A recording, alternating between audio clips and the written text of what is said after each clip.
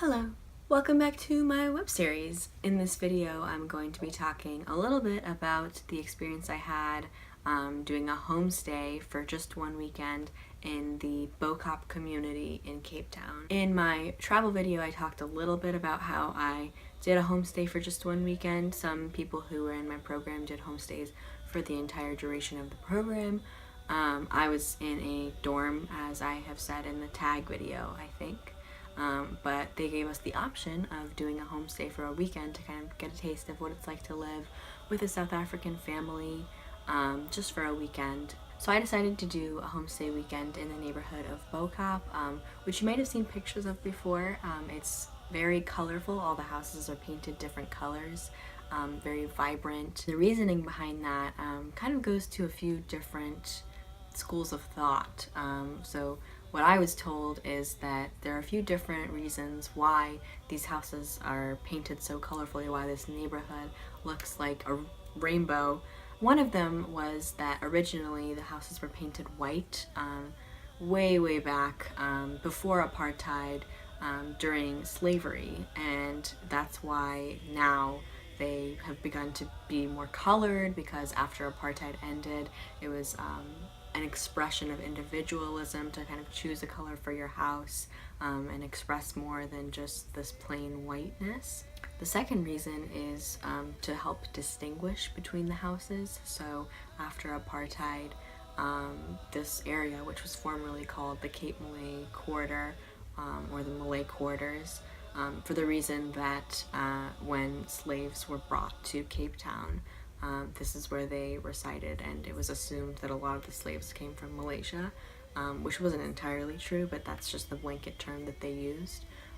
So after apartheid, they would use colors to kind of distinguish between the houses, and I guess kind of ties into the other description where it promotes a sense of individualism. And also, because the community is primarily Muslim in Bo Kaap, sometimes people use the explanation of painting the houses as colors of Ramadan, and they repaint the houses sometimes for Ramadan and sometimes for Eid. So that's another explanation for the colorful and vibrant neighborhood. So the family that I stayed with was 6 people, although their extended family also visited that weekend, so I got to meet them. It was a mother, a father, their daughter, and her husband, and also her daughter, and then their son. So the youngest one was about 3 or 4, I can't remember exactly, but she was really fun to play with. It was nice to kind of have people of all ages, from kind of older to all the way preschool level, to interact with and learn about what life is like for them in this area and in Cape Town as a whole. And like many other families in the area, the family I stayed with was Muslim, and I do actually have Muslim family as well on my mom's side, so it was interesting to relate to kind of their experiences as Muslim people in Cape Town in South Africa, and then relate them to my own experiences with my family, just to compare and see what similarities were, what the differences were. And it was nice because they saw me then as someone who had kind of been familiarized with some of their lifestyle choices, because I knew kind of a little bit about Islam through my own experiences. So I talked a lot about that with the matriarch of the family. Her name was Nazla, and we had a lot of great conversations about religion and how that played into lifestyle, and how she viewed her own religion as how it defined parts of her life but not her entire life.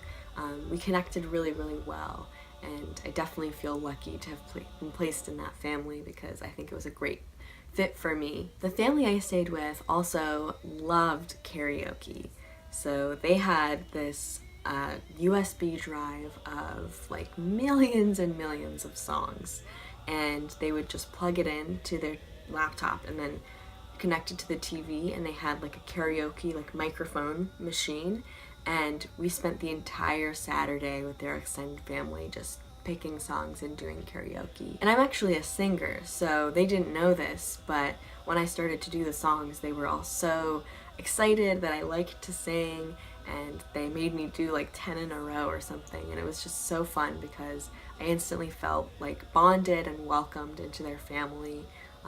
Obviously I was a little nervous before I went in to the weekend about whether they were going to like me and whether it was going to be easy to be friends with them and be familiar with them, and it was just so effortless with this family. They totally welcomed me in. And another thing I've mentioned in my videos is that I don't eat meat. I do eat fish, but primarily a vegetarian, sometimes pescatarian.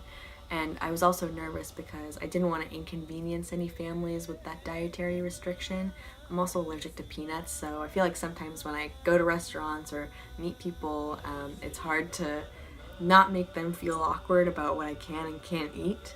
But again, they were so gracious.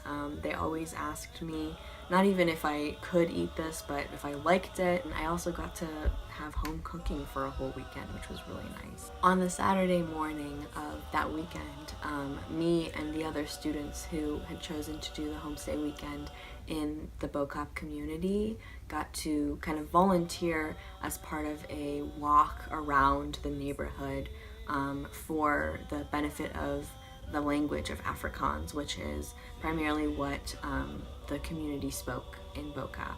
So it was really cool because we got to kind of do a walking tour and then see all of these places, and it was also to raise awareness about the language and the culture, especially since Afrikaans is also associated with the white community of South Africa.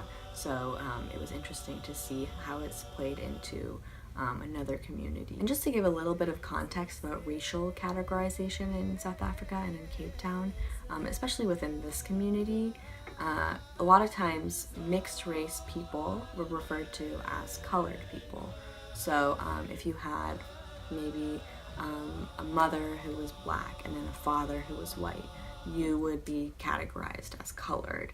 And it goes for a lot of different racial mixes. So even if you were not just black or white, that's kind of what you'd be categorized as.